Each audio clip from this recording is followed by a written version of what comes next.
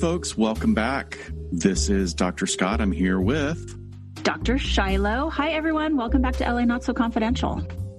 It is good to be back. It's good to be coming up with something else. We don't do these a whole lot, but this week we decided we'd do a listener question episode because we've been having so many questions come in to the website and through our chats for Get Vocal. So we figured this would be a good way to kind of jump in. I mean, I think that, what the challenge is going to be here is that some of these questions are so good, they actually could be fully shows on their own. I did actually look through our list of listener suggestions for shows and picked a couple and threw them in here because I know we'll just never get to everything. Right. But you're exactly right. But I think it'll be fun to tackle them. I kind of like the energy coming off. We had a really good Get Vocal session last night, and then we're recording today. And so it feels sort of like another interaction here, even though we're just answering questions and playing it later. Okay. How cool was it also that we were so internationally represented? That's true. I mean, I'm just blown away. I mean, it's Get Vocal. We have a lot of people that watch the recording of it on Facebook after it's done and watch it on YouTube. But the people that are showing up at, it's midnight for them in England and Ireland. And I'm just blown away. Thank you. Yeah, it's very cool. No, it's very cool. Last night was fun because we had a listener jump on because she was working on a project. She's getting her master's in forensic psych at John Jay. And we talked about her assignment that she was doing on the case of Rebecca Zahau. And I have been watching the Oxygen series that they did on it all day today because I'm just I have to go back and revisit that case. I don't even remember it. I didn't know what you guys were talking about. So now I have to go watch it. Yeah. And I'm sure people listening will remember it's the woman that was found essentially bound and hanging off of her billionaire boyfriend's mansion down in the San Diego area. And it was ruled suicide.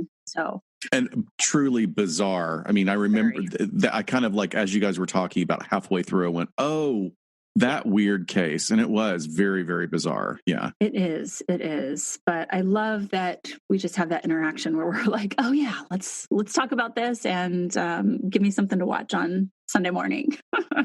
Yeah.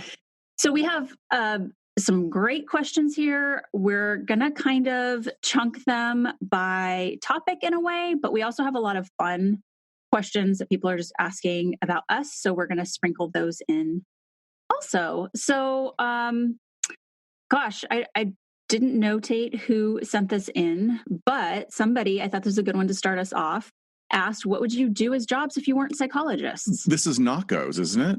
Oh, is it? Okay. I think it's Knockos, yeah. So what would you do, Scott? Cult leader. Oh, clearly. Obviously. I actually been struggling with this question because I at this point, I don't know what else I would do. I mean, this is weird. When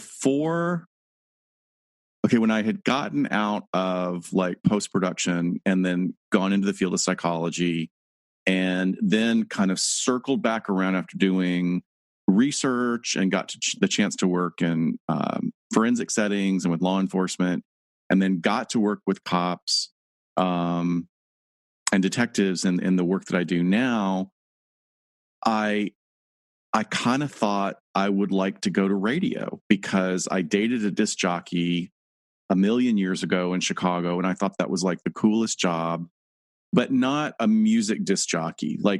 I think news radio in the way that a really good news radio program is done can be really cool.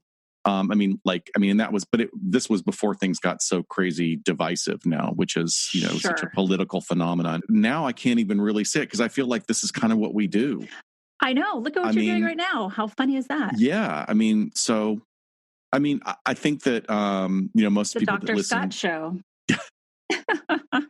Most people, I talk about my previous career as a professional dancer, and there is no career like being a dancer. There's no experience that's like taking a dance class and finding some mastery in your body in that way. Mm-hmm. It's just a very short career. If you're unless you're going to be a teacher, which I was not a great instructor in that way. I'm a really good instructor in psych, but I'm not in that field. And I was a terrible choreographer. I just, that part of my brain, when I see good choreography, I'm the biggest fan of talented choreography. And that just wasn't my thing. So, but Same. you know, like being able to do that, like if I could all do it again, I think it would be great to have like a career where your body will last another 8 years. That would be really cool. But it just, by the time you're, you know, in your early 30s, it's pretty much, you'll be making plans for something else. Absolutely. So what about you?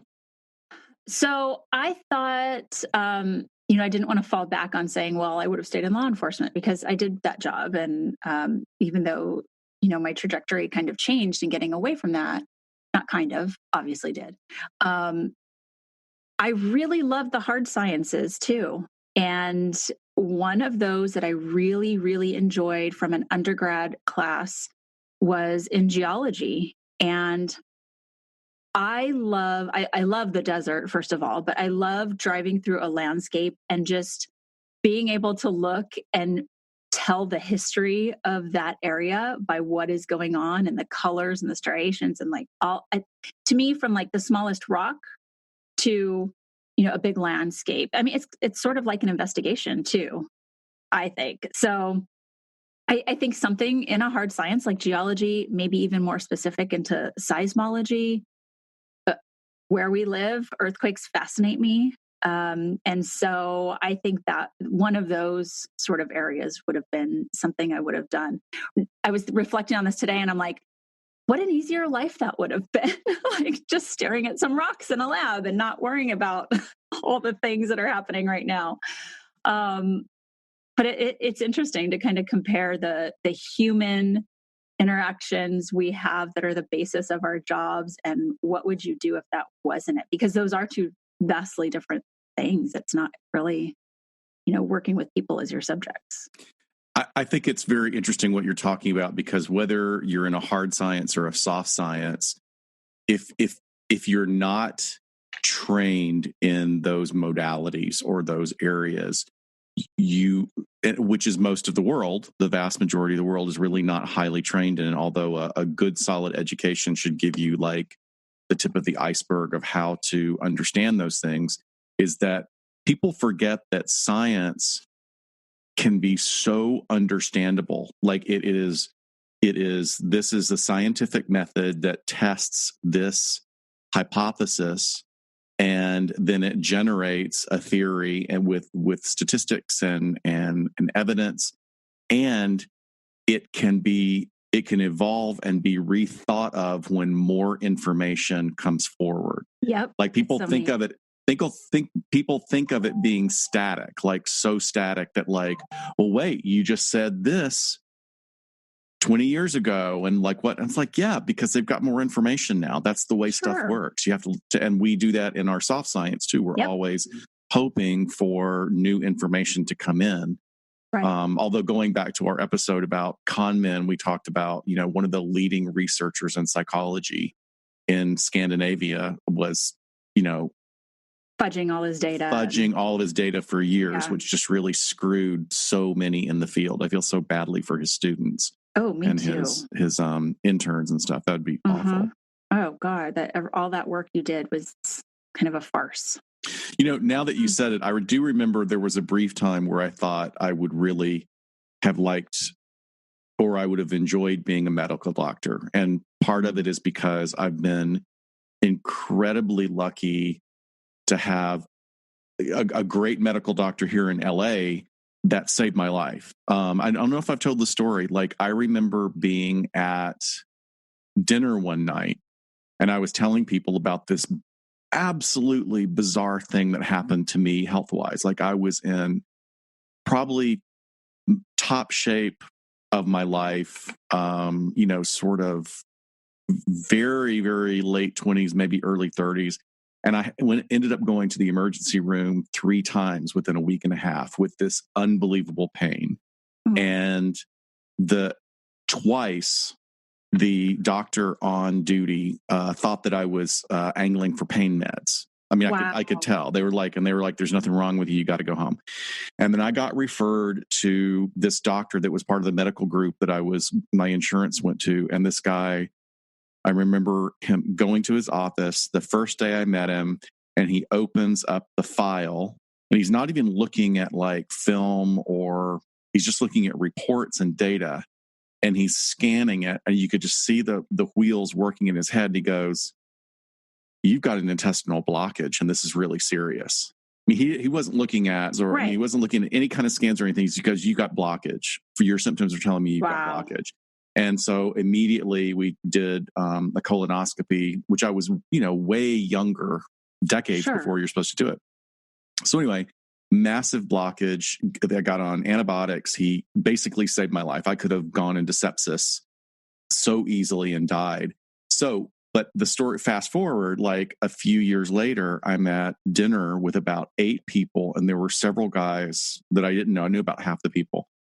And I was telling this story, like, here's this bizarre thing that happened to me. And Dr. Prokupek saved my life. And this guy he turned white and he goes, "Are you kidding? He saved my life. Nobody else could diagnose this thing that was going on with me." And then another guy goes, "Oh yeah, he's the only person that was able to diagnose this and get me." What? Yeah, I mean, it was the craziest thing. So wow. I was like, for a while there, I thought that would have been a really great field. And now I read all these reports on Reddit of how frustrated doctors are in today's American medical system because they're so hamstrung.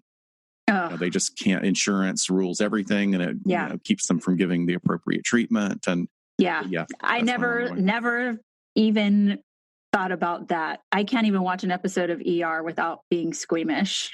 Really, that stuff never bothered me. I mean, I'll be squeamish when I'm watching a horror movie, but if I'm right there in the middle of something happening, I just kind of go into probably a trauma response. I like go into fix it mode. Give me a dead body over, somebody with their arm cut open running into. Please do not send us dead bodies. No. Please don't. I take that back. So there we go. We've covered the field of what we might possibly do in an alternate timeline or an alternate universe of our lives. Yep, absolutely. So we're going to move into a category about people are always interested in personality disorders. So we got a few of those. Okay, so we have one. Are we going to say people's names? I don't think so. Let's just say this one was submitted via email. Yeah. But let me explain why. Because we have had several of these questions are really kind of venturing into serious areas that may affect people's personal lives. And I know at least once in the last week, someone has said, "Hey, can you answer this question on your show? If you have time, do not use my name." So let's just make a general statement that we'll probably send you an email to let you know that you're going to be answered on this particular episode, but we won't say the names. Yeah. So, okay, Scott, warm up your narcissistic DSM over there. Excellent. So this listener writes in and said, "I'd be interested in hearing your thoughts on a narcissistic mother who has an interest in her daughter dating your son. To step it up a notch, what about the mother appearing to have an interest in your son? Yuck. Creepy. I have 2 boys, high school, college age, and we've dealt with this and have had a friend share her story with a similar incident." So that's interesting because it sounds like, this mother is, or father, parent is not the only one that has dealt with this. And I'm wondering if it's the same narcissistic mother that's preying on boys in this town. I don't know. Well, this gets kind of complex. First of all, I would say I'm not sure that's necessarily someone with narcissism. There are narcissistic traits, but there's a whole shitload of other stuff going on that's really concerning, very concerning. Yeah, I mean, obviously, this is a very specific situation that we know nothing about other than these, 4 lines of an email. I think if we're looking at, should we talk about just like narcissists and how they might parent or how? Yeah, but before that, let me say something. Let me throw something in here. I think the majority of the times, like if we were to flip the genders of this. Mm-hmm. And we were to say that this, if this was a male writing in and he was talking to another male who was making a comment about his daughter, who was either a teenager or a young adult or even a woman. I mean, like it's completely inappropriate. And the lack of insight in thinking that a statement like that is okay is very problematic. And that indicates, I don't even know if that's necessarily diagnosable as much as it is just really not having very good social skills or understanding boundaries. Like we're just talking about really bad boundaries. You're meaning like if a dad was like, hey, why does that other dad seem to be interested in my daughter? Is that what you mean? Okay. Yeah. I mean, definitely there's like the flipping of the gender roles and appropriateness here, which we've talked about 1 million times with women and how, they kind of seem to get off a little scot-free when they act inappropriate. Right. So yeah, I mean, I think I kind of looked at this obviously through the lens of like, why would an adult female be interested in a teenage or even college age son of somebody that she knows? I mean, that's just clearly, like you said, very poor boundaries. Yeah. And I don't know. I mean, it could, like, if the narcissistic piece, if that were present at all, again, we've talked about how narcissists, see even their family members as just kind of characters in their life and extensions of them. And so if her daughter is courted by, attractive or charming boy, does that then feed her narcissism as a parent? Could. Absolutely. Absolutely. I mean, when we talk about, certainly there's subdivisions of narcissism that are not within the DSM. One of the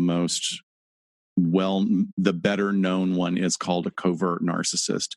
And they almost do not present as narcissistic at all. They can present as victims and helpless, but their sort of way of manipulating the individuals that come into their orbit is to achieve the same goals that sort of a regular run-of-the-mill narcissist would be. They just want that attention and validation. Mm-hmm. So, just going back quickly to the hallmarks, narcissists have an exaggerated sense of self-importance, a real strong gravity and nexus towards entitlement and requiring constant and excessive admiration. They see themselves as superior, at least on conscious level, but on an unconscious level, what that is that's a defense. Like they see themselves as nothing. And usually narcissists don't fall too far from the tree. Narcissists are raised in an environment where there's sort of an inequality about the positioning of siblings. If there are two super talented, smart, overachieving siblings and one that's just sort of run of the mill, their defense can be to build this narcissistic core. So, I mean, tying it back to what we're talking about, in a woman, and certainly because women are acculturized and socialized different in our world, that can express in a lot of different ways. But I'm not really sure that narcissism is like the driving force here. Yeah, it'd be interesting to know what else she's picking up on or he's picking up on that makes him think about narcissism. Yeah. Oh, that's a really great point. Yeah, there could be something else that's going on. I feel like, I mean, I have luckily never been in that position. I think there's I'm not going to give the names of the example, but there's a book coming out about that people have been waiting to read. And there's an incident with a very powerful individual making a comment about his colleague's, his trusted right-hand man's 13-year-old daughter. Oh, shocker. Yeah. I mean, that was, horrific in that way. Like, hey, your daughter's really hot. Like, I mean, there's just multiple levels of disturbing information on that statement, right? Yeah, definitely. All right. You want to read the next one? And then I know we kind of jotted down some notes here. I don't know if I wrote that or you wrote that because it sounds like both of us. But if you want to take the lead, since you worked I think you might have written this, because were you talking about in a correctional setting? Well, we can talk about both of those. Like Yeah. Okay. Community or correctional. Yeah, because they're slightly different. They're interesting. So this question says, when working with those who have antisocial personality disorder in a clinical setting, how do you recommend treatment? Do you think it's best to teach them how to feign empathy and exhibit healthy behaviors to lead normal lives, or does this make it worse for potential victims? The former. Absolutely. Absolutely. In fact, that's one of the great scenes in The Sopranos. If you're a fan of Sopranos, is when Dr. Melvi, who is Tony Soprano's therapist, she's in supervision with her mentor. Right. And it's interesting because, you know, Shiloh, you and I, we will consult with each other about stuff in our private practice and in cases, but we don't give, I mean, as long as I've known you, we still don't give identifying information. Nope. I mean, part of it is the way that we're trained. I mean, we're both sort of recent graduates within the last couple of decades, as opposed to people that maybe went into this field 30, 40, 50 years ago, where the boundaries were very diffuse. Right. So here's this older psychiatrist talking to Dr. Melvi, and he's basically like, I know your client is Tony Soprano. Yeah. We all know your client is Tony Soprano. And we all know who Tony Soprano is. He's this huge mobster. Mm-hmm. But he does something that actually is very powerful in that moment, where he says, are you really, I mean, and I don't remember if that's what the line is, but what he's saying is, are you being ethical? Because we can't treat this personality disorder. Right. You are teaching him how to mimic behaviors. He will not know what to do with those things except to use them to manipulate other people. I mean, what's interesting is that Tony goes to her for treatment of his panic attacks, which is interesting because panic is a physiological response. A person who has antisocial personality disorder absolutely can have a form of anxiety, a form of depression, a kind of panic attacks. It's not the same thing as someone who's more neurotypical. Right. But they can it doesn't mean they can't feel anything. Right. You know, I think that's what, and we have a question later on, again, about sort of psychopathy. But, you know, there can be some level of feeling where they might not like it. But again, television show, right? I mean, I don't know how many of them are actually going to therapy. So, well, when we were taught, I mean, I was mentored and supervised in prison that, I mean, even if you're with a lifer and they're on your caseload, the goal in mental health treatment within prison is to help that person get to the appropriate level of functioning and get them out of the system, like get them out of the mental health system so that they're functioning well out of mental health, not necessarily using medication. So it's not like I'm going to do psychoanalysis for 6 or 7 years or longer with these individuals. Right. Yeah, that's a good point. The majority of the populations you and I have worked with, aside from, you know, the little bit of our private practice, which mine actually isn't geared towards long-term therapy either, but we're actually not seeing people for long-term therapy. You know, they're in a system, there's a goal, and it usually stems around alternatives to criminal behaviors. Exactly. But it's not necessarily drudging up everything that's happened to them or doing the psychodynamic deep dive into their entire history. So it depends. But anyway, I think going back to this, a large part of our population that you and I have both worked with, there's a lot of antisocial personality disorder there. And we would treat them. I think the point to where you probably wouldn't recommend treatment would be, again, if they're hitting that bar of psychopathy, because there's just no research to show that helps for any improvement of the disorder.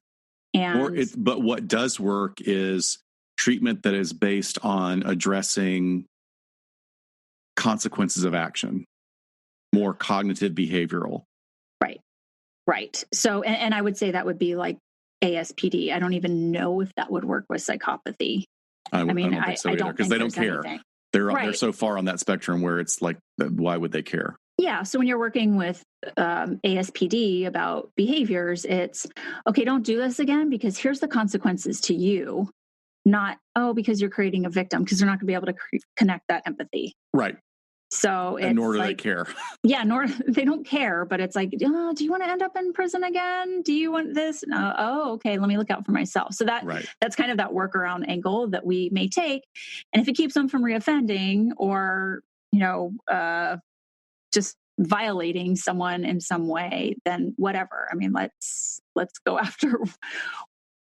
I don't know if you pulled this quote, but it's really good because this is I know I've read this before in the research. If the client is capable of critical thinking, then I usually bring up the concept of social contract that individuals have with the world around them. Is that yours? I think I did write this. That's really good. I actually wrote that. So I'm going to quote Dr. Shiloh of LA Not So Confidential. If the client is capable of critical thinking, then I usually bring up the concept of social contract that individuals have the world around them and the short and long-term benefits of engaging in that contract. And I think if you wrote that, that's really great because that's very succinct and to the point. And it's something that illustrates for people that are really interested in the wacky world of personality disorders is that this is something that if you have been parented well, or you've done a lot of therapy, or you've done a lot of self-work, or you've been through recovery, you kind of already get this. Yeah. Right. And you may not even be aware that you're good at this, that you get this in that way. Yeah, there's all sorts of sort of social contracts that we use in cognitive behavioral therapy that can be even contracts with yourself. I was just reviewing one with a client a couple weeks ago. So he's entering into this contract with himself almost, about behavior. So good question. There's a follow-up question too you went through and you grouped all these together. Thank you for doing that because I just had them all over the place. Have you seen the 1997 movie In the Company of Men starring Aaron Eckhart? It's unbelievable. This is an older movie and portrays the perfect example of a narcissistic sociopath and the behaviors of gaslighting and Machiavellianism, the complete dark triad, the whole package. So I have not seen it. You haven't? No. I remember when we got this email and I was like, my God, what? I have to watch this. First of all, this director, I think, is it Todd Solondz? I'll have to look him up on IMDb. Okay, so the director is Neil LaBute. Oh, Neil LaBute. No, I had it wrong. Todd Solondz's thing about Happy, that was. So Neil LaBute, okay, first of all, 1997, calling that an old movie suddenly makes me feel 1,000 years old. So you're after I graduated high school. It is freaking old. Oh my God. I'm freaking old. Oh my God.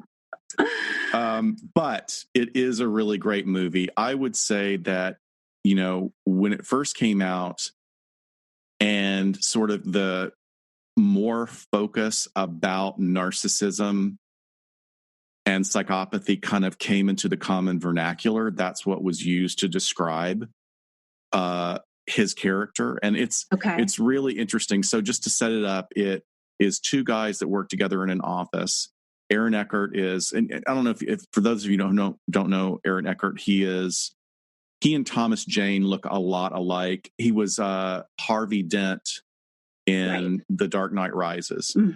And he's like a all-American movie star type guy, like just a big square jaw, blonde hair. I think he has blue eyes. Really talented actor. And he is sort of the dominant personality in this friendship with someone who's like a little bit more milquetoast, passive guy. And he pulls this guy into his narrative about women just being incredibly useless, nothing but parasitic creatures that just feed off men. And they're just barely above animals. I mean, some of the monologues he has are just like horrifying.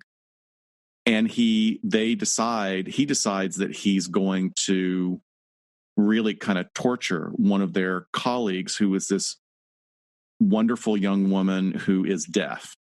So it's sort of about the the pull between what happens to her because he manipulates her feelings and pulls her into a relationship. It's almost like a little bit like Dangerous Liaisons, but a more psychotic version of it. Yeah, it sounds awful. What I would say regarding the question about the dark triad, I absolutely think that the dark triad here is portrayed well, but it's not necessarily just a portrait of a narcissist, because narcissists are around us all the time, and they don't all go to this incredibly small subsection that is represented in this movie, because he's a sadist.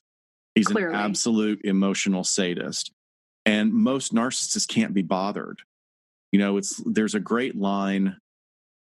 What is the Drew Barrymore movie that's the Cinderella and the fairy godmother is Leonardo da Vinci? Yes. Crap. Okay, I have IMDb open. Okay. I'll find it. So in that movie, there's a really great line that is so spot on, where the wicked stepmother, who is, oh God, Ever After. Angelica Houston, I believe, is the evil stepmother. And, Drew Barrymore at one point says, "What have I done to offend you? What have I done to..." And she looks at her with this absolute blank disdain and says, "How could I hate a pebble in my shoe? Like, you're not even really you don't exist. Right. You're nothing but an annoyance. Like, you don't have any emotional weight." And that, I think, really kind of personifies and portrays narcissism really beautifully for the vast amount of the population. Like how small they can make somebody feel. Exactly, as punishment. Right. Yeah. Whereas in this movie, certainly, Aaron Eckhart's character is a narcissist.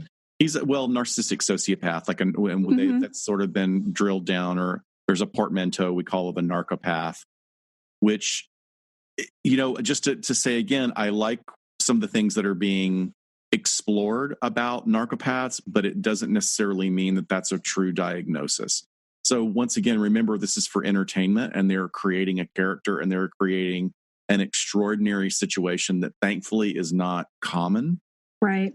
But the cruelty and the amount of energy that goes into being cruel, now looking back at it with a clinical eye as a professional, I look at it as more that he has these, it's almost like he's a sexual sadist, but he doesn't act it out physically. He acts it out emotionally. Right. Well, and what I'm hearing is this attitude about women, which is a really big dynamic risk factor for sex offenders that we look at. What are their attitudes towards women like? And it can be something that's worked on in treatment. That's why we look at it as a risk factor. What here do we have to address? But it's so much easier to sexually offend against somebody that you only see as an object, and not just objectifying sexually, but like you were saying, that women are less than, that they're just things to be toyed with and devoid of emotion that you even care about. That's a huge, huge dynamic risk factor. Right. Because, and to sort of parse out further, remember that when we talk about looking at sex offenses and then do the subset of SVP, sexually violent predators, rape is not a sex crime. It's a violence. I mean, it is exhibited, and it is materialized, and it is made real by an act of violent sexuality or violent sex, but it is about violence and about control. Right. So that's always important to remember. Yes. But I mean, there's some really great popular literature. You can just, if you know how to Google and use Boolean searches, there's a couple of really good writers. I mean, just once again, it's not really in the DSM. So it's sort of a hodgepodge of these traits that we see in really kind of circling back around to domestic violence. You hear a lot about narcopaths being described in domestic, intimate partner homicides. And so emotional blackmail, isolation, the act of gaslighting. We talk about gaslighting all the time. Undermining your confidence, which is certainly can be a part of gaslighting. I would just say these are all really horrible qualities, but Yeah. Whoever is out there listening to us, and I know we've got a couple of thousand, which is wonderful. You deserve better of a relationship than to ever be in a relationship with anyone that undermines your confidence. That's not a thing to have in a relationship ever. That Dr. John Gottman, who is the relationship guru, this guy is absolutely on the cutting edge of science about what makes relationships work. And this really fits into his idea of the 4 horsemen of the apocalypse of bad relationships. But not only intimate relationships, don't be in relationships with people that undermine your confidence. Right. You know, when people are telling you who they are when they do that. Yeah. So now you've told us one of the 4 horsemen. Do you know the others off the top? Because people are going to want to know. Oh, okay. Well, so first is, I don't know what order they go in, but one of them is stonewalling. You know, just digging your heels in when you just refuse to budge on a discussion, on a plan, on what needs to be done in the relationship. Stonewalling is a big one. Let me look them up. I'm totally blanking now that I'm on the site. So Gottman. So the person that won't ever compromise and has to be right all the time when it shouldn't be a competition in the first place. Yeah. Relationship. So, and I encourage everybody who is ever going to be in a relationship, like, for one thing, it'll make you feel really good about the relationship you're in if it's healthy. But the 4 horsemen, and he added a 5th one later, but the 4 horsemen are criticism, contempt, defensiveness, and stonewalling. And I got to tell you, like, you know, along my personal journey is, unfortunately, I came from an environment where I was very defensive as a young person, and I was very defensive as a young man. And there are times that I struggle with it now, you know, because it's something that was sort of long-term, low-grade trauma that I had to sort of reorient and restructure my cognitive psyche in order. And are you the little brother? I'm the baby. You're the baby. I'm the baby of the family. So, you know, there's certainly that is definitely a part of it. Yeah. But criticism, you know, you can critique and you can express concern, but you don't criticize and contempt, you know, rolling your eyes. Gottman does a really great thing. He has an institute where they have high definition cameras close up on the faces of people of the couples in therapy. Right. And his interns and trainees are slowing down the tapes so that they can record incidents of what we call micro expressions. And these are expressions that can last less than a 1/10 of a second, but they are communicating to your partner that, you know, you don't believe what they're saying, or you're sick of dismissing them. Yeah. It's pretty incredible. So go look that stuff up. Even the Wikipedia page on Gottman is really great. Or just look for 4 horsemen of 4 horsemen of relationships, and you'll see that one. Very nice. Very nice. Okay, our next question says, my main curiosity about serial killers is which is more common? A serial killer having a genuine kind side for a select few while having a violent side for others, or is the nice side simply an act? Basically all the time, all across the board. So again, like, this is such a niche area. There are so very few serial killers that I think we can break this down in a couple of ways, but there isn't like a specific set of research to look at in this specific question, but it's a fantastic question. And so I want to break it down, but I also want to give an example. So I think if we look at this in terms of psychopathy levels, again, kind of going back to psychopathy, we're thinking true serial killer. I'm guessing there's a level of psychopathy there. We can pretty much say, like, okay, this is who we're talking about that we're dealing with. Generally, when I say generally, kind of going back to what we were saying before, they're incapable of feeling empathy for emotional pain that someone's going through, or maybe even physical pain that someone's going through. However, can they have a kind side for a select few? Yeah. And I think we have anecdotally heard about that. The one that comes to mind for me is probably like Israel Keys, who was concerned about how his daughter would find out that he had finally been arrested. But I think it is important to say, like, okay, what is that concern about? Right. Because I'm glad you thought of that example, because it makes me think of Rader, Dennis Rader, the BTK, right. And he was a family man and a church man, and then the Golden State Killer. Many of these killers have children that are struggling to this day with the horrific reality of what their parent did. Sure. So when we say where they felt loved as children. They felt loved, but was that love being projected, or was that sort of, I know I use this term way too much, was that a biological imperative for procreation? Mm-hmm. That like, I'm not really feeling this, but I know I have to protect this unit because it provides me with some sort of defense. It's a alibi. Makes me look like the person I'm not, all the above. Yeah. Sort of this the double lives. I did work with a serial killer one time therapeutically. This individual had a child that we would sit and talk about that he seemed to care for very much.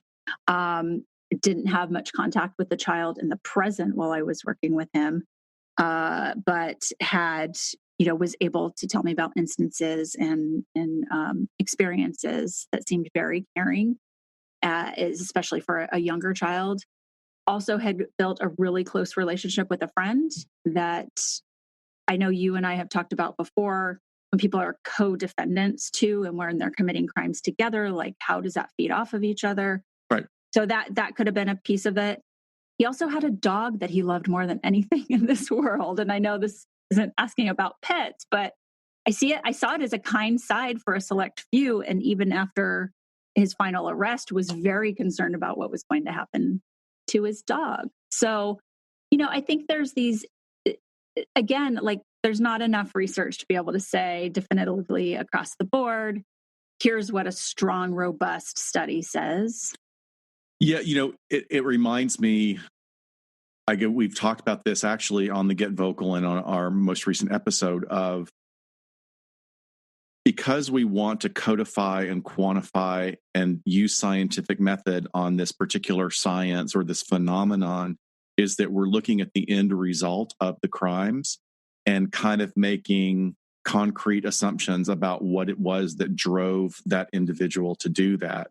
So there might be some other expression of mental illness or developmental issue that drives it, that has nothing to do or not so much to do with psychopathy. Mm-hmm. It can be a lot of different things. I wanted to give an example in a movie that didn't do too well, but was really portrayed well in the book. Gillian Flynn, who wrote Gone Girl. I'm a huge fan of the Gone Girl book. I thought it was, if you haven't seen the movie and you don't know what it's about, don't see the movie, read the book. Yeah. It will twist your brain for the first 50% of the book. Like it's so well written and such a great concept. And that actually pretty much is a narcopath. That's a real full-blown narcopath right there. But Gillian Flynn wrote another book called, it wasn't Sharp, Dark Places. So Dark Places was made into a feature film a few years ago with Charlize Theron. And in it, I'm going to go ahead and give away one of the spoilers. So if you if you want to skip over the next probably 3 minutes, folks. Yeah. Just kidding. Sorry. So in this book, there's a woman who, as a child, survived a really terrible crime that supposedly was committed by her brother. It was the murder of her mother. He did it in cahoots with a goth girlfriend, and she's she's been traumatized, and she's a really unlikable character. She's a terrible, sort of a loser, which is always interesting to me. Like, one of the most beautiful human beings on the planet physically loves playing these characters, right?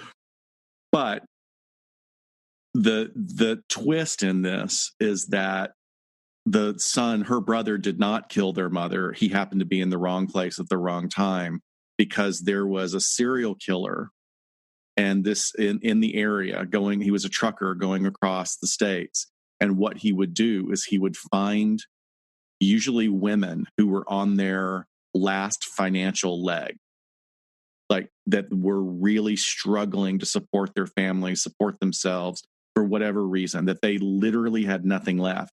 And he would make a proposal to them.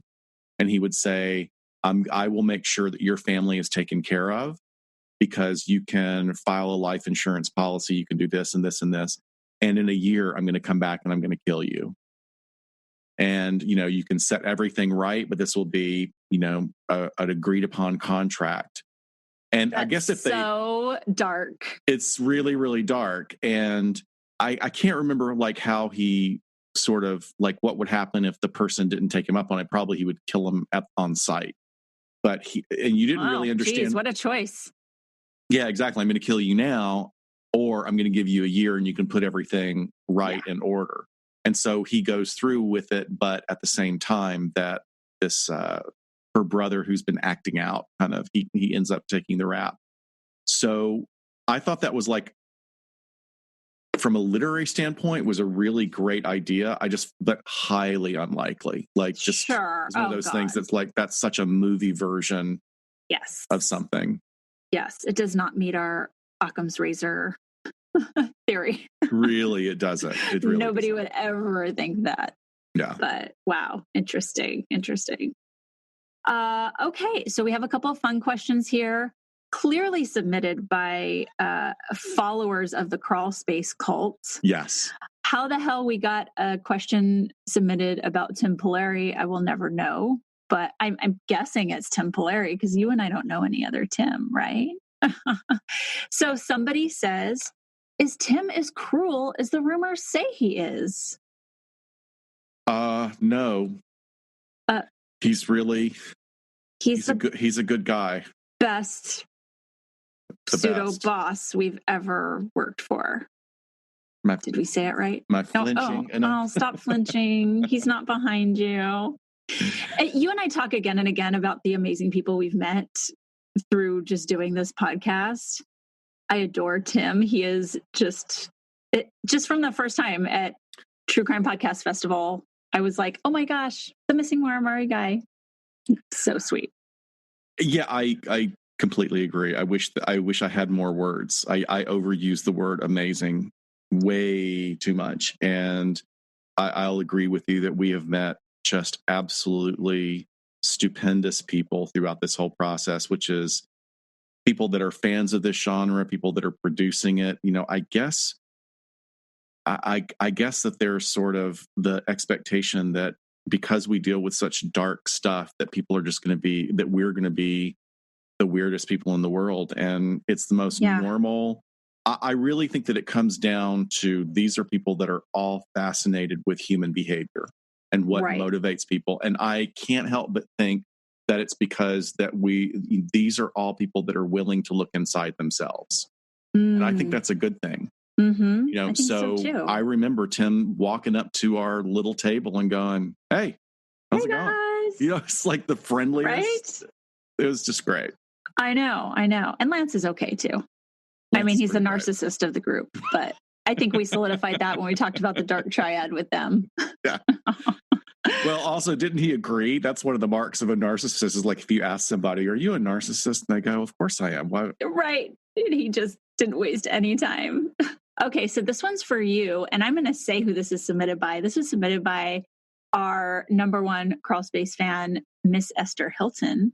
And Scott, she wants to know, what shampoo do you use? Because your weave always looks so luscious and voluminous. My weave. What's your secret?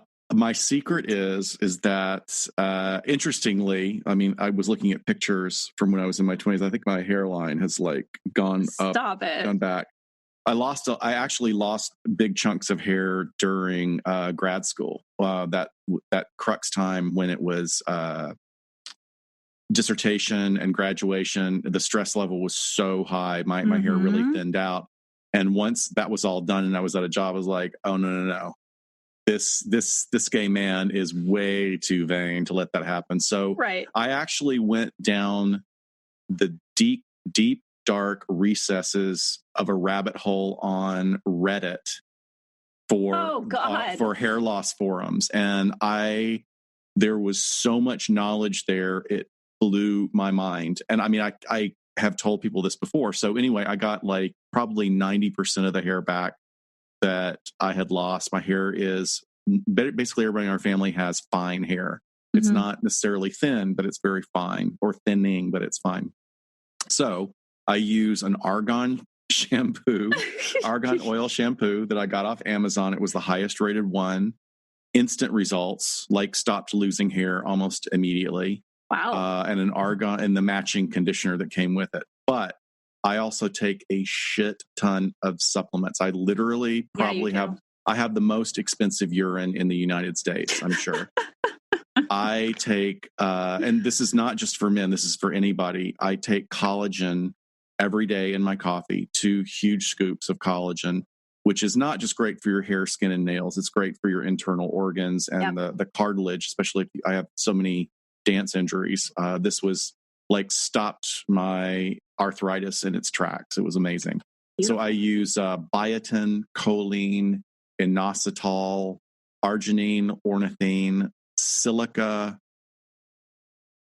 selenium. Yeah, I think that's my hair, skin, nails, cartilage, connective tissue. Damn, you diva. Look at that. It works. I got to tell you, it works. And water. You, Dr. Scott, MD. You see? I know. See, well, I think that's a little bit of the mad scientist, and that's part of the doctor thing too, of like, what you can do when you feed your body the right things. And I think that's just, people just think it's magic. And it obviously interests you, because I can tell you about like something that I'm feeling, or like a family member, and in like 2 seconds, you have flooded my text messages with articles and sources to like, look at this and what about this? That's so obnoxious of me. No, sorry.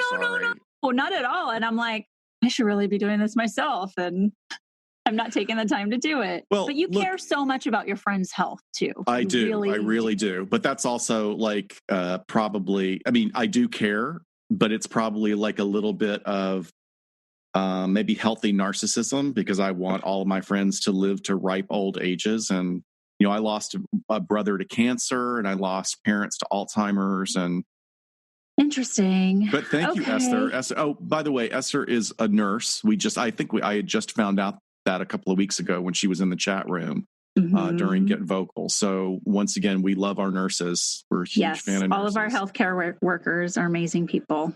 Yeah. So we're going to move more into other types of mental health disorders, kind of a mishmash here. We have some random things, and they fit better into this category than definitely personality disorders. So this listener says, I would really enjoy if you guys did an episode on ASD, autism spectrum disorder. I have Asperger's, would like to hear what it takes to diagnose ASD. Can a person with ASD have a meaningful relationship and be happily married and have long-lasting relationships?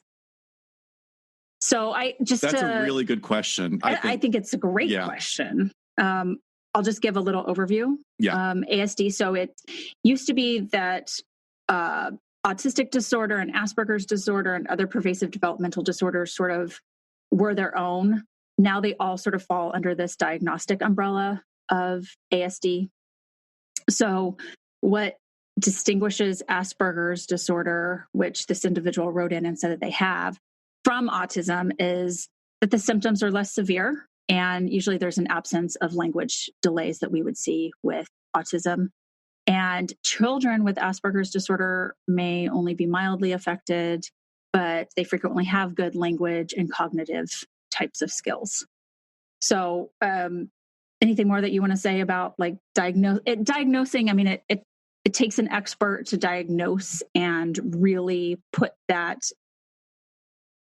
criteria, diagnoses on somebody to then plan their treatment. Well, I'm glad you're saying that, because I know we've touched on this probably in 2 episodes, but I really can't emphasize enough that within the field of mental health professionals, here in the United States, we have several different areas or levels of education and licensure, all requiring, you can get a BA in psychology, which will afford you a few different career paths in the United States, but you're not really going to do the deep dive therapy, nor should you at that level, unless you get specialized training, like someone with a bachelor's that goes and becomes like a certified alcohol and drug counselor. We need those. We need more CADACs. And I wish that was more of a respected level of training. But social workers, marriage and family therapists, psychologists, psychiatrists, LPCs, licensed professional clinical counselor, those are all master's and doctorate level clinicians. And even though, like as an MFT, my training was on understanding how to provide individuals and couples and families with therapeutic services. And we were given a general education. But if there was something specific like severe ADHD, then it was incumbent upon me, if I wanted to work on that, I needed to go get additional training. Right. And that's what makes you an ethical and competent professional, is realizing what your limitations are and what additional training you need. And unfortunately, we have a lot of problems in this country because a lot of people who are generalists and never went the extra step to get that training continue to give sort of mediocre care to these clients. And that's a problem. So tying that back to what you were saying, the idea of diagnosing someone with an autism spectrum disorder, you really need to go to somebody that knows what they're doing. In fact, I would say if you have concerns that you yourself or a family member or a child is exhibiting some of these symptoms, then you need to go to somebody who specializes in that. I'd also say, too, that we're trying to move away from, well, not we, but there is a movement within the autism community to move away from the word spectrum, because a spectrum indicates that there's like a linear progression when it's actually more of sort of a holistic, three-dimensional view of how much, in what way, in conjunction with whatever other syndromes or disorders. So interesting, because as I was looking at this question, I thought, gosh, I feel like so many mental health disorders are sort of moving to this spectrum model. Whether it's a personality disorder or others, which I think is good. It's a step in the right direction, right? You're not just this, or you fit in these neat boxes. But if there is a spectrum that you could maybe go back and forth across, or there's a gradient, that makes more sense. It does. And I like but maybe we can be even better. Yeah. And this is not from, this is, I remember reading this series of articles by this one writer and several others who really are adamantly against the use of the term spectrum. And at first I was like, whatever, somebody's always got to complain about something. And the more I read, I thought, I see what they're saying. I really do. Mm-hmm. But then again, that's also people who are living that experience. Right. So it's more, it's certainly, they feel it and perceive it in a way that those of us on the outside don't. And maybe we need to be a little bit more aware. Sure. So, just addressing where the person asked if people with ASD can have meaningful relationships and be married. And yeah, of course, absolutely. It's not, I just want to make sure people understand. So when we're talking about something like, going back to earlier, if we're talking about psychopathy or ASPD, a person with an autism spectrum disorder is not incapable of feeling emotions. It's just that those emotions are expressed and experienced very differently from people that are neurotypical. Mm-hmm. Mm-hmm. Yeah. It might not resonate that the person they're interacting with is having a particular experience, but it's not the same as not being remorseful or not having empathy.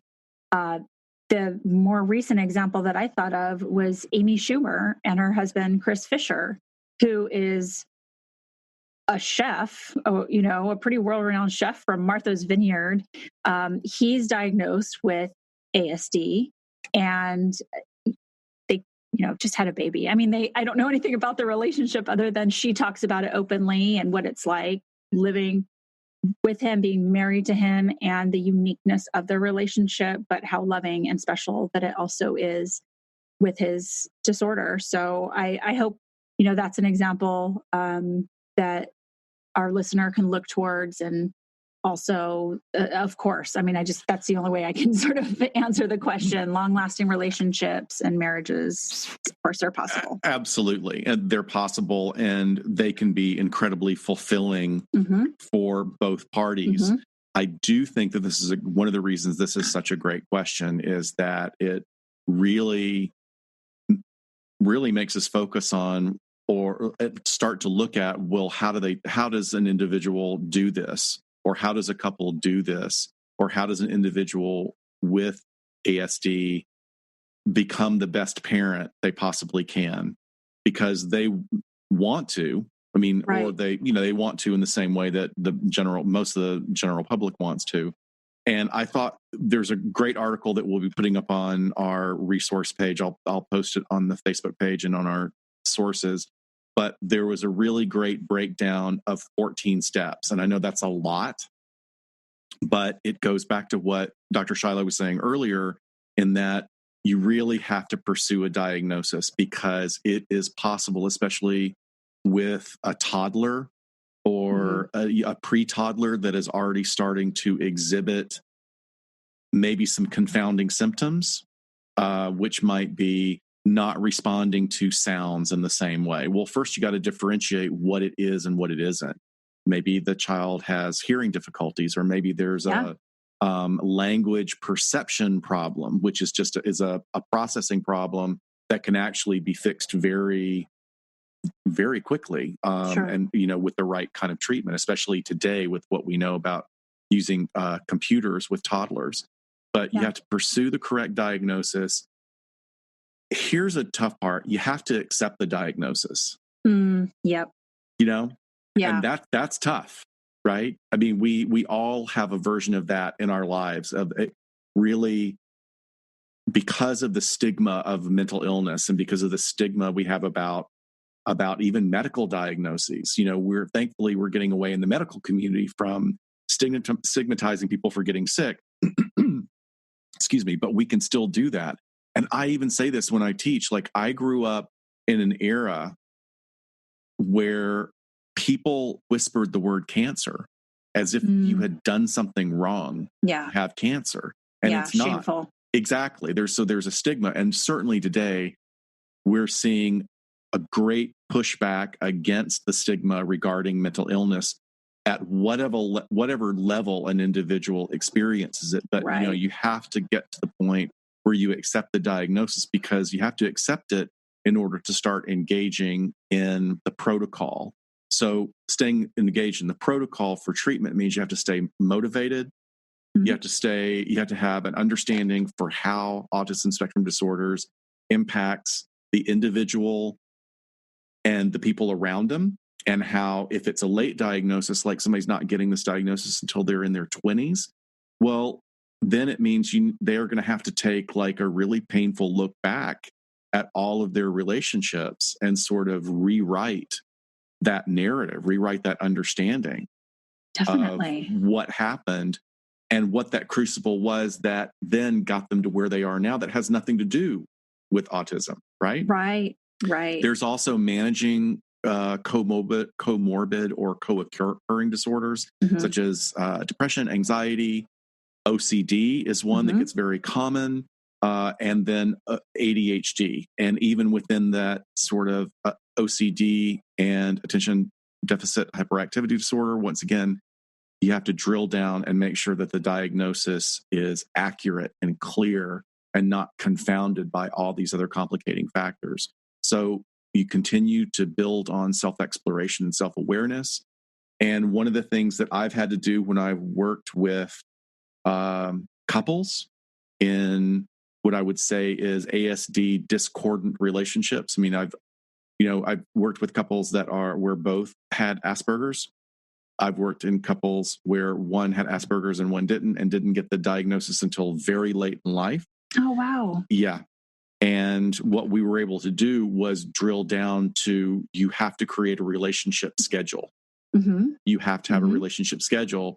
And even it's very interesting. I'll tell you, one of the most helpful things in ASD discordant couples was the Love Languages book. Right. Because it just breaks it down into understandable little bites about what a person needs in order to feel loved. And for someone who has ASD, for them to get it in concrete terms from their partner who says, well, no, I've read this book, and acts of service are what make me feel loved and accepted. Well, then that gives this person with ASD, like, it gives them something concrete to work there's with. A blueprint. You take a little test online, take the 5 or the love language test online, and it spits out your answer. And you're like, okay, it's what my partner needs. Right. Works for any of us. It does. And another big part of it is really having to have a frank discussion about what the couple's sexual needs are. Sure. And one of the things that can confound this, and I remember this was very difficult in a couple I had years and years ago, was that the individual with Asperger's also had OCD, and sex, which when it worked could be very gratifying for both partners. When it didn't work, it was a matter of, we varied our progress through the act of intimacy one step. So now we have to start all over. Or it's all blown. We got 75% of the way through, but you made too much noise, and that was distracting for me, and now I'm off my game.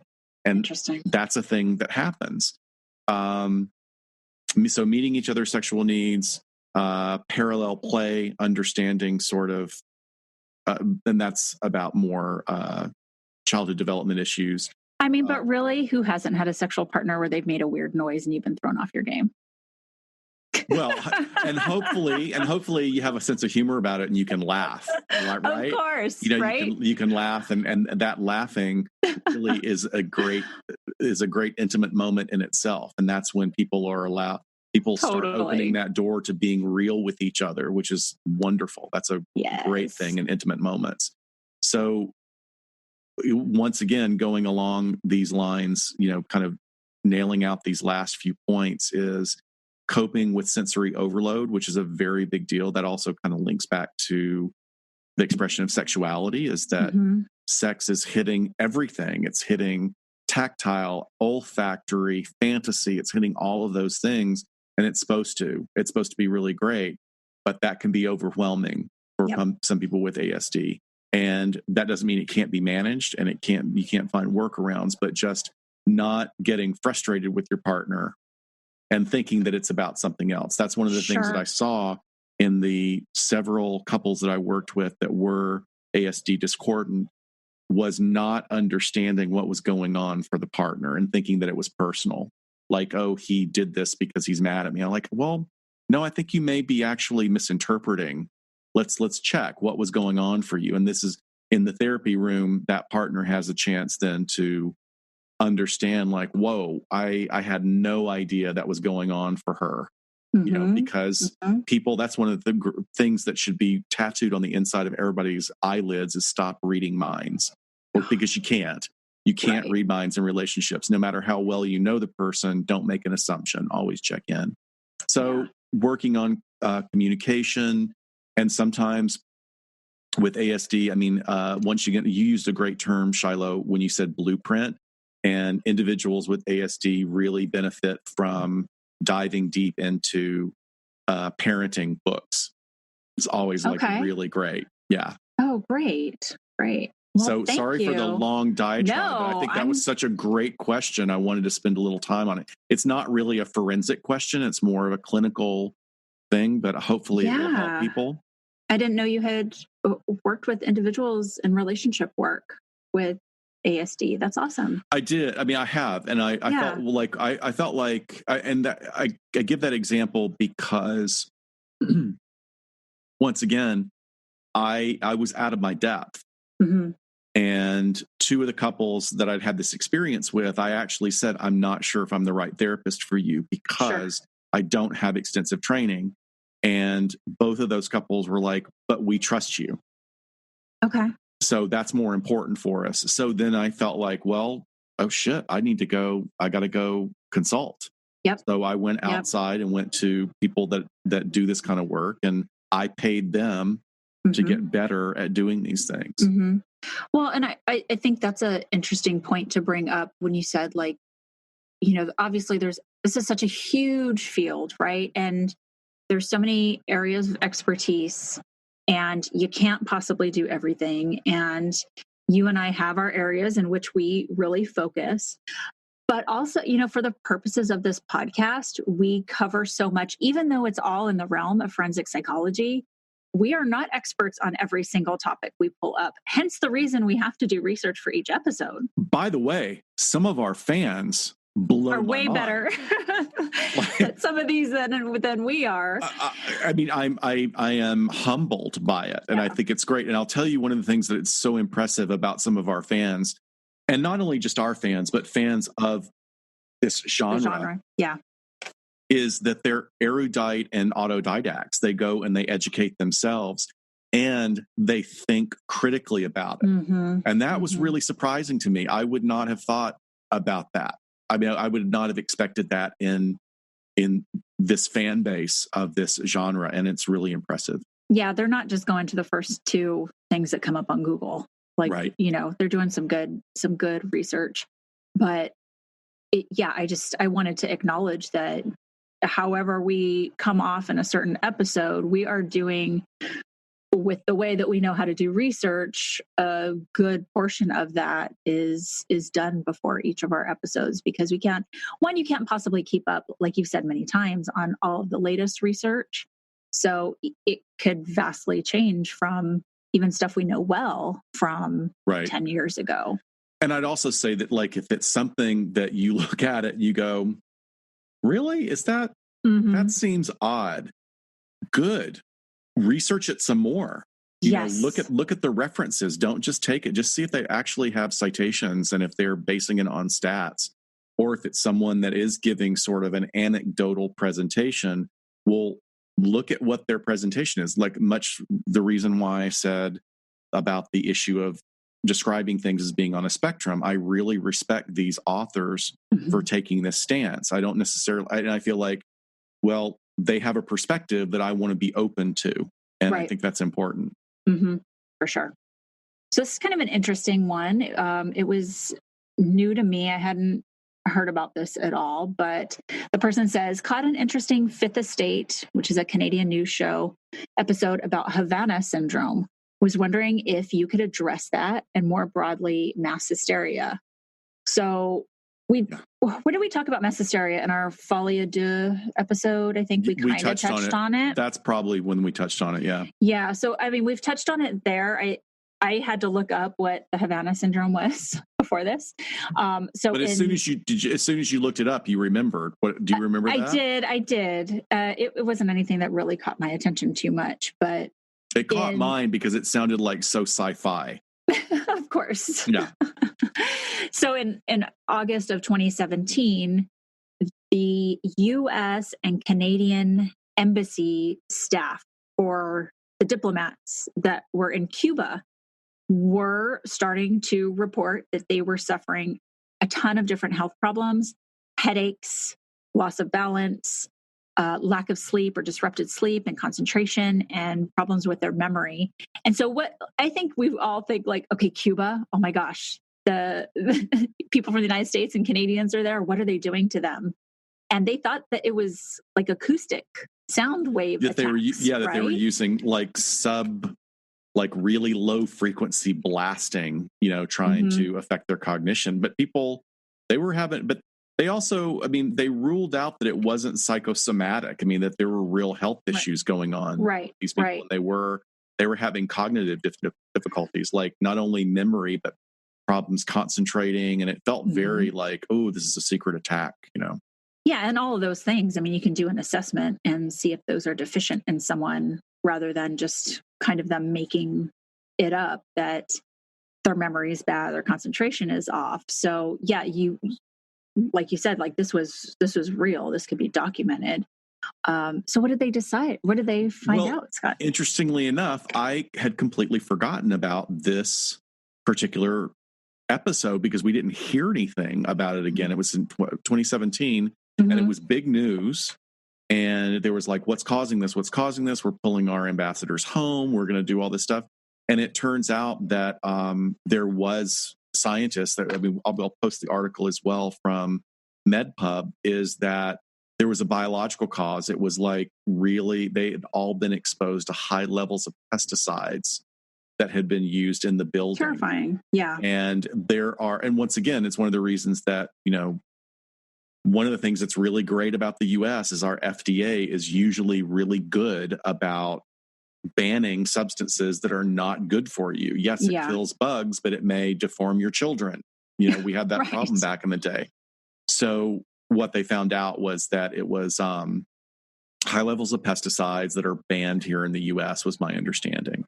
But they didn't ever say that that was malicious, like they were using those pesticides just to poison them or something. Right, right. Okay. Doesn't mean it didn't happen.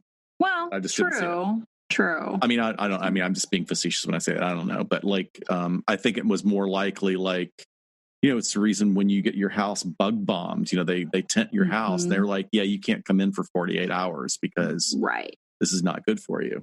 Yeah, definitely. I always hear that. And they're like, double bag your food. I'm like, I am not freaking eating anything that I leave in there if I can't be there. Are you kidding me? Yeah, it's gross. So I did want to say, just touching on the subject of mass hysteria, there is an example of something that happened years ago that's really fascinating. And I never knew about it until about 4 years ago at Halloween on This American Life. So many people will remember that Orson Welles did a radio show in the past. I think this is in the 50s. And it was a news broadcast that was presented as if it was real. And it was broadcast again across the US. And it basically was that the Earth was being invaded from Mars. And it terrified the nation because a lot of people did not know that it was a radio play. It was so well produced. And it was produced as if it was happening in real time. And reports were coming in from the US. There were reports of people killing themselves here in the US because they were terrified that the Martians were coming to get them. There were people shooting at their neighbors. It really did cause mass hysteria. But the loss of life actually was pretty low. What most people don't know is that a radio station in South America did the same thing. They took the script and they adjusted it to, they changed all the locations. Instead of it being Peoria, Illinois, it was happening here in Colombia and here in Argentina. Yeah. And when was that? Did they do that? I think that was in the 60s. Oh, okay. So I'll check on the dates, but I remember it being fascinating because it went bad really quick, because not only were people panicking and a couple of people killed themselves, when the listeners found out that it was a radio show, they set the radio station on fire and killed like 10 people in the building. They were so angry. Whoa, that's crazy. Yeah, wow. So mass hysteria, and then the absolute anger at being betrayed like that or their feeling of betrayal led to death. I mean, what a way to go, being trapped in a burning building. Yeah, well, God, I know. But it's interesting, like the different things that we can kind of put under mass hysteria, because that's one where people are being tricked. Not purposefully, right? But I mean, they're being tricked and thinking this thing is really happening. So there's not like this hallucination or, delusion that's going on with it. So we have that where a large number of people are all thinking this event is happening, this dire event.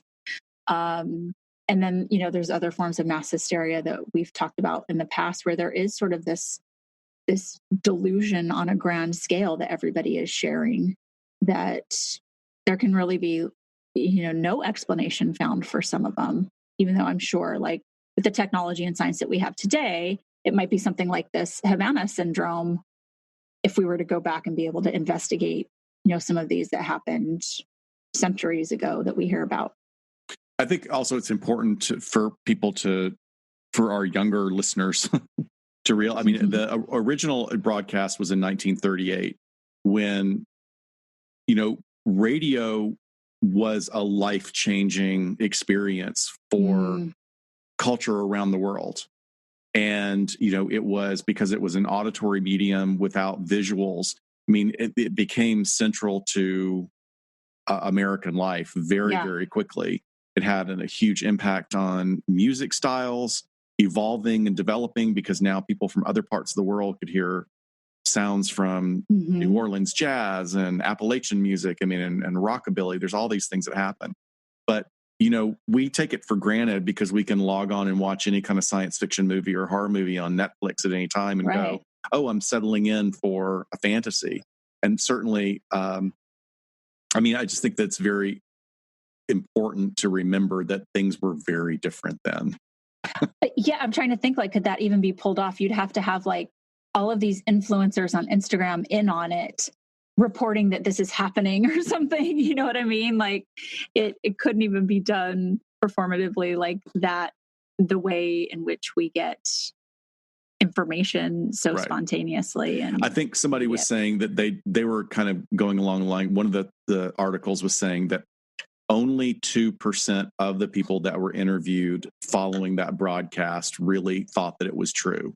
Okay, interesting. But it was still a large audience that fell for it. And anytime somebody is going to kill themselves as a result or take action and arms to violence, that's significant. We should be more careful about that. Well, and 38. So, I mean, the Great Depression, is still going on, right? I mean, is it at the end of the 30s? It's only just coming. I mean, repairing from it took decades. So yeah, and so you think about what an awful position people are in already. I mean, it'd be like that happening in the end of 2020, which is incredibly anxiety provoking for everybody so far. Exactly. So, geez, God, let's not put anything out there. Cool. Let's see.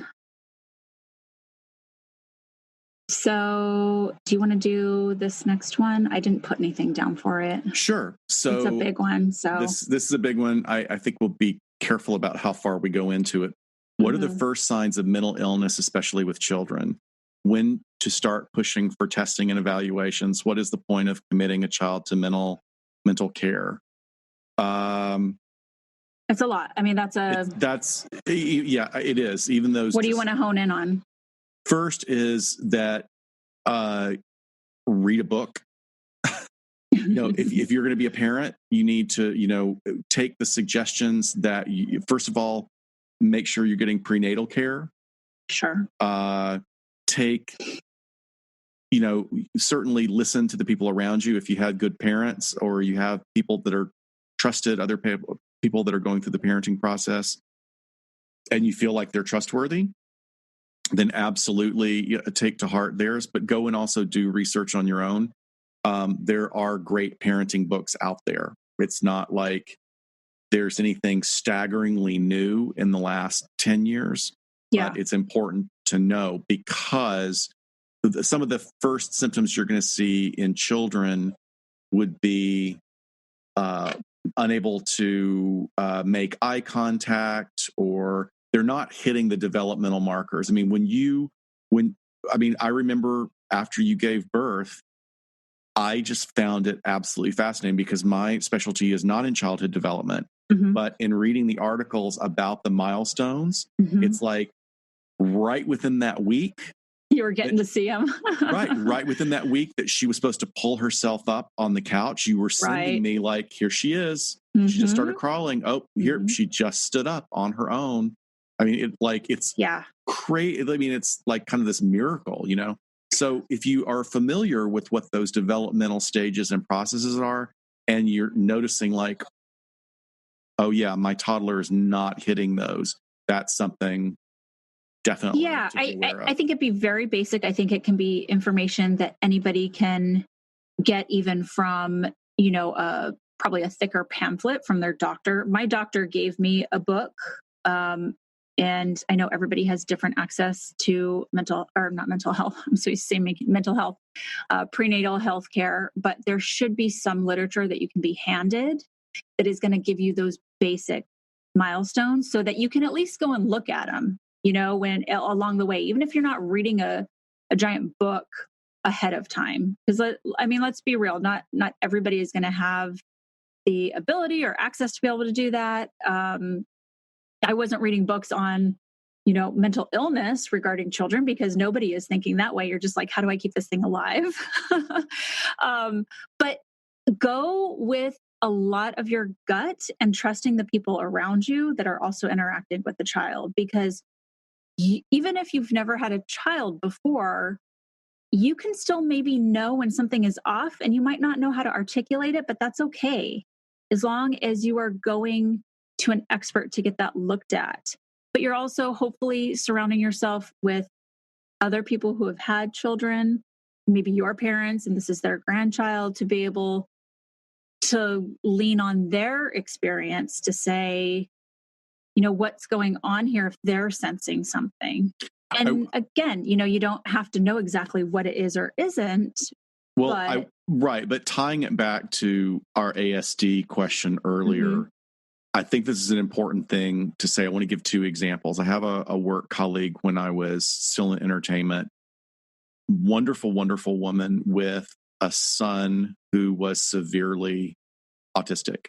And she noticed, that there were some developmental markers. I mean, this is 35 years ago. Because she was telling me about what happened to her when she was first pregnant. Maybe 30 years ago, I guess, because he's probably about 30 now. And she told me the story that was so infuriating. This was before I was in mental health. She was talking about recognizing that something was going on with her kid, going to her doctor, and the doctor going, "Oh yeah, he's autistic. Just raise him like any other kid." What the fuck? And she was like, "Well, that can't be right." And he goes, "Oh no, like you want to, we want to do what we can to mainstream them. It's like they just need to be treated just like everybody, just like other kids." And then she went to a specialist, and the specialist was like, "No, there are things that have to be put into place right now. You have, you have to use this special toothbrush without bristles in order to stimulate the gums, so that you normalize different textures in their mouth, or they will only eat a specific range of foods that may not be enough for them to take in nutrition." That's just one example. Like, she gave all these things that she had to do. Now, the other example is a friend of mine that I moved out here with, and their son, same experience of noticing that there are some things off. Mm-hmm. And she was on it. I mean, her doctor was like, "Yeah, this is what's going on. Here's what you need to do to educate yourself." Mm-hmm. And she completely altered her entire life to do what had to be done in order to help her child develop and normalize to not engage in like sort of isolating behaviors. And sort of the tendency with autism is to pull inside, which is sort of like other disorders, but it's autism is not schizophrenia at all. But there's a tendency to want to go to an interior life, and you have to constantly pull your child away from that. So, I mean, those are just two examples. Once again, is, if you're not getting the answer, if you don't feel like you're getting a comprehensive answer from your doctor, go to another doctor. So this listener that wrote in gave a little bit more of a backstory. What would you say to someone who's concerned about something that is like a psychotic disorder? Because can we even see that in childhood? Rarely. Yeah. It's very rare. It's very, very rare to see symptoms of psychosis in toddlers. Right. And or even older than that. Right. Even older. And, sometimes, kids are weird. And that's one of the beautiful things about them is they can be so odd and weird. And but there are kids that are, I think the example our question was a loner, isolated, and then the sort of suspicious, and then it turned into schizophrenia, paranoid type, or that's what the final diagnosis was. I would say that kids are weird, but if you notice at 11, 12, 13, that they are eccentric to the point that it impairs their ability to have relationships with other similarly aged children, then that's something that needs to be looked at. Yeah. And it can be one of many things. It could be absolutely. They could be a real introvert, highly introverted, or it could be other things as well. Yeah. But you're not going to have that quote unquote psychotic break or worse symptoms are manifesting until they're into adulthood. Now, having said that, there are several really good YouTube channels that are generated by individuals with schizophrenia that were diagnosed early and medicated early and given appropriate treatment from specialists working with psychotic disorders. And they are very high functioning in their lives, very high functioning and able to have quality lifestyles. And they're able to share their experience with us about what it's like. Right. And I think that one of the things that I would want to say about this question is don't ignore when your kids are hurting. Check it out. Question. Peace of mind. Yeah, exactly. And remember, you're the parent. There's a certain level of healthy individuation where your kid is slamming the door and saying, "Shut up, Mom, I don't want to talk to you." But there's a little bit of that is great, but then, you have to push through and make sure that your kid is hitting these milestones, and maybe their milestones are different from the majority of their peers, but you still want to make sure that they're on the path. Right. Very good. Well, I'm thinking we turn this into a two-parter. What do you think? Yeah, we're going to have maybe just release it back to back, and we should, because we've got more. Are you up for it? Are you up for pulling through? I'm up for it. So why don't we break here, and this will be part 1, and we will continue with these questions and get them out to you guys soon. Please be sure to join us on our Get Vocal, like we talked about at the top of the episode, and on our social media as well. We are at Twitter at LA Not So Pod and Instagram at LA Not So Podcast. And of course, we're on Facebook too. So we will see you next time on LA Not So Confidential. Bye, guys. Take care.